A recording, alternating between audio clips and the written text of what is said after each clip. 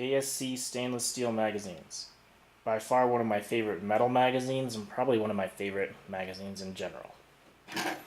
As you can see, I've got two here and a PMag. This is one in 5.56 with the orange follower. And this is one in 6.8 SPC with a gray follower. And then here's a Gen 3 windowed PMag. Now, if you're into 6.5 Grendel or 6.8 SPC or 2T4 Valkyrie, you already know that you're pretty much stuck with metal magazines. Because the inside of the PMag does not really have enough internal room because the walls are thicker. Now you can sort of fudge it. You can see there's sort of just barely enough room for that 6.8 round to go in when the follower is depressed. But already I'm struggling to get a second round in the magazine.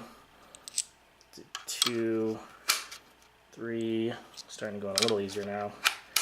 4, usually I can get up to about 10 of these before they really start to bind up, and they do not feed well out of these magazines at all. I'm only at, I think, 6, and I'm already really struggling. I'm not going to force it in there, so I don't have to pry these guys out.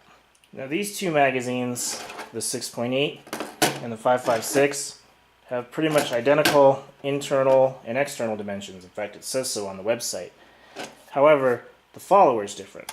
And it's different in such a way that if you try to load 223 or 5.56 rounds into this 6.8 magazine, you can already see it doesn't quite sit in there properly and doesn't really hold on to them. Well, switch over to proper follower and everything stacks up just fine. Now it pretty much goes without saying that a metal magazine is going to weigh more than a polymer magazine. Both my PMag and my stainless steel ASC mag here have Ranger plates on them, so we get a good apples to apples comparison. The PMag comes in at 5.25 ounces, and the ASC stainless steel comes in at 6.25 ounces, so about exactly an ounce more. And obviously ASC magazines are compatible with Ranger 4 plates, even the 6.8 SPC and the 6.5 Grendel ones.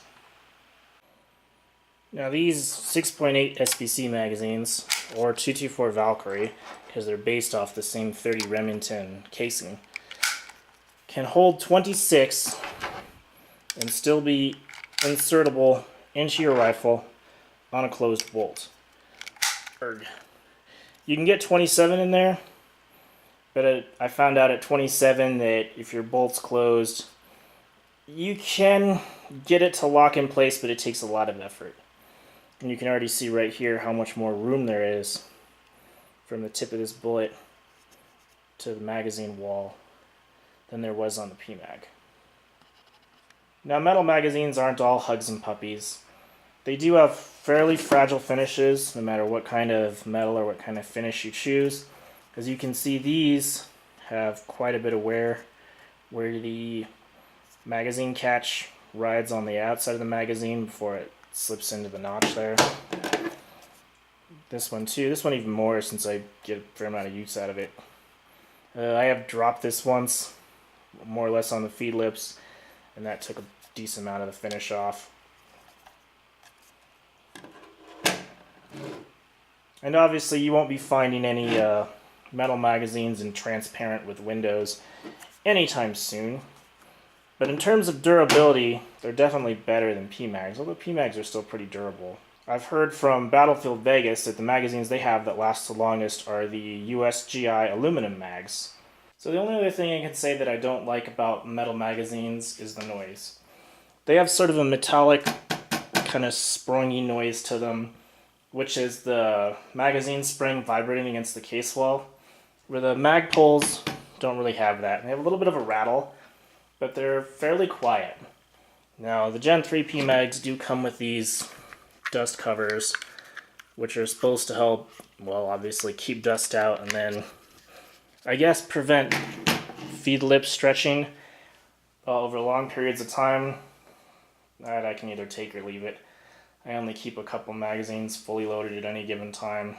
But other than that, I really like metal magazines a lot. Well, as always, if you guys like this kind of content, please be sure to like and subscribe. Feel free to leave a comment down below, and I'll see you guys next time.